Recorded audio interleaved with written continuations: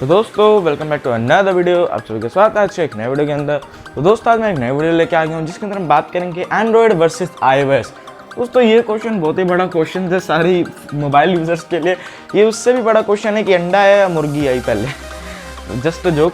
पर हाँ, इसके बारे में बहुत सारे कंपैरिजन वीडियो बनाए हुए होंगे, पर हम आपको अपने स्टाइल में अलग से चीज़ें बताएंगे। तो चलिए अब वीडियो शुरू करते हैं। और वीडियो शुरू करने से पहले अगर हम चैनल पर नया चैनल सब्सक्राइब करके नोटिफिकेशन बेल कॉल पे सेट कर देना, जिससे आपको हमारी वीडियो के अपडेट्स मिल जाए जैसे हम वीडियो अपलोड करें। मैं हमेशा आप देखें टेक्निकल ईशान। तो चलिए शुरू करते हैं।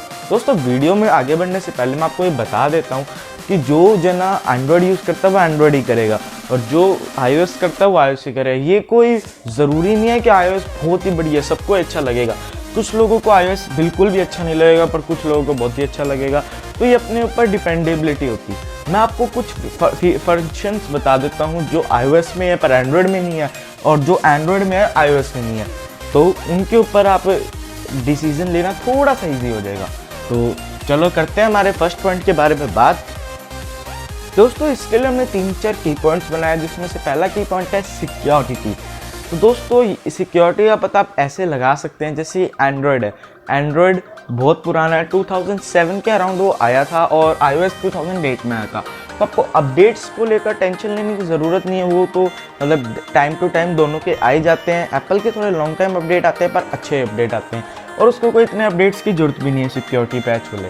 पर एंड्रॉयड में सिक्योरिटी पैच अपडेट्स की बहुत ज़्यादा ज़रूरत है, क्योंकि दोस्तों एंड्रॉयड मार्केट में रखा हुआ एक ओपन सोर्स सॉफ्टवेयर है। अगर आप बात करें चाहे छोटी सी छोटी कंपनी जैसे आईटेल, इन्फिनिक्स से लेकर बड़ी की बड़ी कंपनी सैमसंग, ओप्पो, वीवो, सारे एंड्रॉयड के ऊपर ही हैं, कोई iOS के ऊपर नहीं है। पर जो और इसे डेवलप्ड एक कंपनी ने किया, गूगल ने। पर आपको सारों के अंदर एक ही सॉफ्टवेयर मिलेगा। पर जहां हम बात करते हैं iOS के ऊपर, तो उसके अंदर सिर्फ एक एप्पल ही ऐसी कंपनी है जो iOS को प्रेफर करती है, और कोई ऐसी कंपनी उसे ले नहीं सकती, क्योंकि ये एप्पल द्वारा ही डेवलप्ड है। तो उनके कोड्स, उनकी सारी इन्फॉर्मेशन उनके पास ही रहती है। पर एंड्रॉयड में ऐसा नहीं होता, जिससे बहुत सारे जो हैकर्स के लिए एक ईजी सोर्स बन जाता है कोई एंड्रॉयड फ़ोन को हैक करना।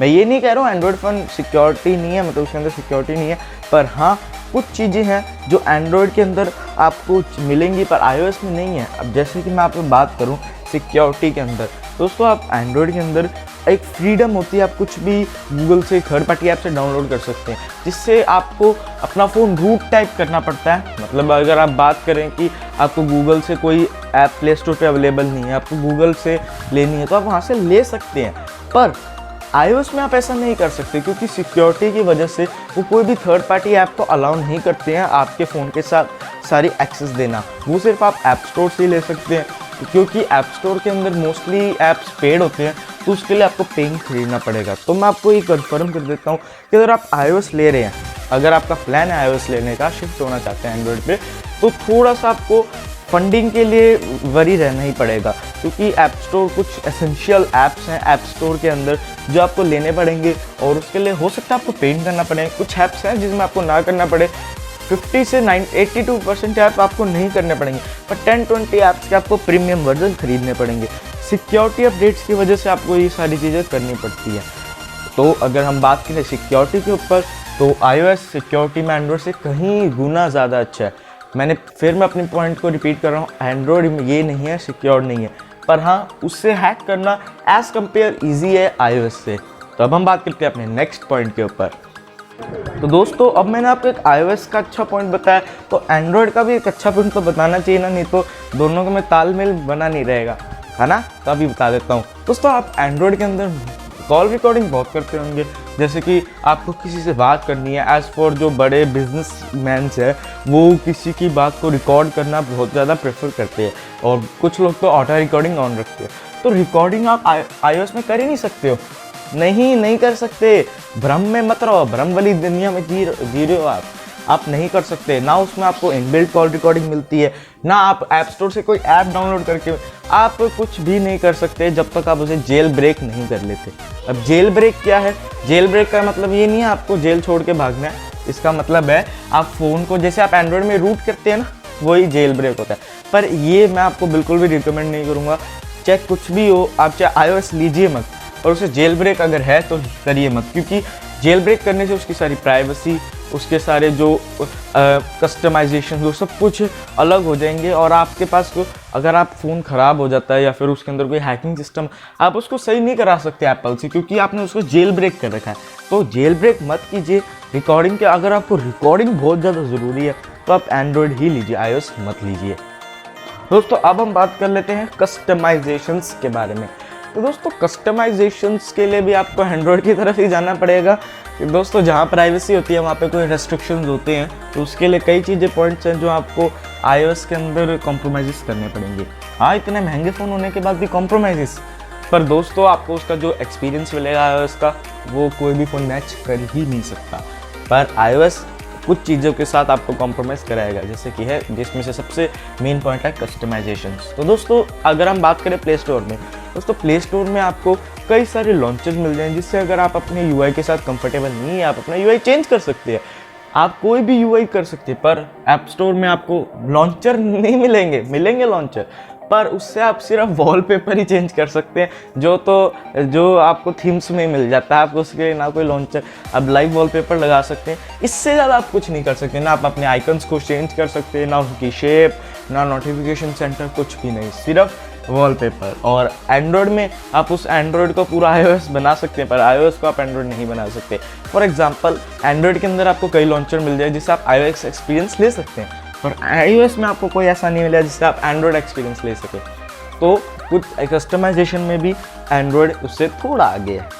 अरे मैंने तो एंड्रॉयड के 2 अच्छे पॉइंट बता दिए, अब iOS का एक अच्छा पॉइंट बताना ज़रूरी है, नहीं तो iOS बुरा मान जाएगा।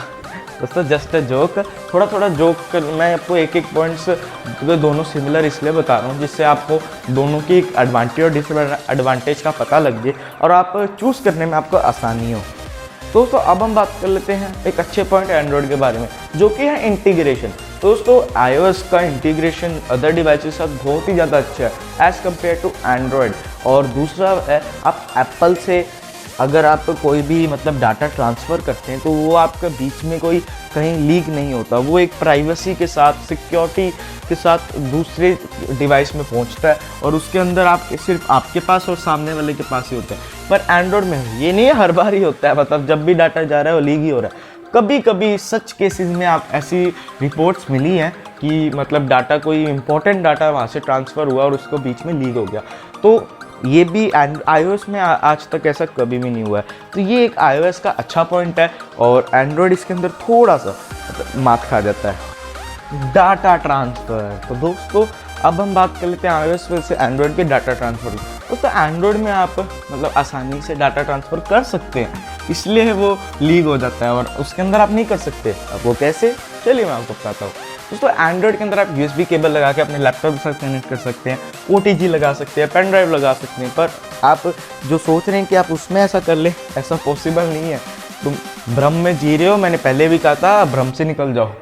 एप्पल के अंदर आपका मतलब लाइटनिंग केबल होती है तो आप USB ट्रांसफ़र नहीं कर सकते। अगर आपके पास मैक है तो मैक से ज़रूर आप iDrop से आप 1 सेकंड में कोई भी फाइल, बड़ी से बड़ी फाइल ट्रांसफ़र कर सकते हो, पर उसके अगर आपको नॉर्मल करनी है तो आपको दूसरे ऐप्स के साथ कनेक्ट करके उसको ऐप करना पड़ेगा। तो इसका मतलब है एप्पल, अगर आपके पास एप्पल के सारे प्रोडक्ट्स हैं तो कोई दिक्कत नहीं आने वाली, पर अगर आपके पास एप्पल के प्रोडक्ट में सिर्फ एक आईफोन ही है तो आपको थोड़ी दिक्कतें आएंगी डाटा ट्रांसफ़र के अंदर। दोस्तों अब हम बात कर लेते हैं iOS का या फिर एप्पल का इकोसिस्टम। दोस्तों एप्पल का जो इकोसिस्टम है वो बहुत ज़्यादा कनेक्टेड है। मैं आपसे बात करता हूँ एंड्रॉयड के बारे में। दोस्तों एंड्रॉयड एक ओपन सोर्स है, तो हर एक मोबाइल के लिए तो अपने इकोसिस्टम को इतना अच्छा नहीं बना पाता, वो डिक्लेन कर जाता है। पर अगर हम बात करें एप्पल की, वो कंसिस्टेंट रहता है क्योंकि वो एक ही कंपनी के ऊपर बेस्ड काम कर रहा है। मान लीजिए अगर आपके पास एप्पल का फ़ोन है और साथ में एप्पल की वॉच सीरीज 6 वाली वॉच है और साथ ही साथ आपका iMac, तो आपको पासवर्ड डालने की ज़रूरत नहीं है। सिर्फ आप अपनी घड़ी से मतलब अपनी एप्पल वॉच से एक सेटिंग को ऑन कर दो, तो जैसे ही आप iMac को खोलोगे और आपने अपनी घड़ी पहनी होगी रिस्ट पे, तो आपका अपना अनलॉक हो जाएगा, पासवर्ड लगाने की ज़रूरत नहीं है। तो उसका इकोसिस्टम है वो तो कनेक्टेड है, मतलब आपके पास अगर एप्पल का एक डिवाइस है तो दूसरे डिवाइस को कहीं ना कहीं बेनिफिट ज़रूर देगा। अगर आपका फ़ोन कनेक्टेड है iMac की, तो अगर आपके फ़ोन कहीं पे भी पड़ा है और आपको नहीं पता कि कहाँ है और कोई कॉल आता है, तो आप लैपटॉप iMac से उस पर बात कर सकते हैं। iMac बोल रहा हूँ, उसको मैकबुक बोलते हैं, सॉरी।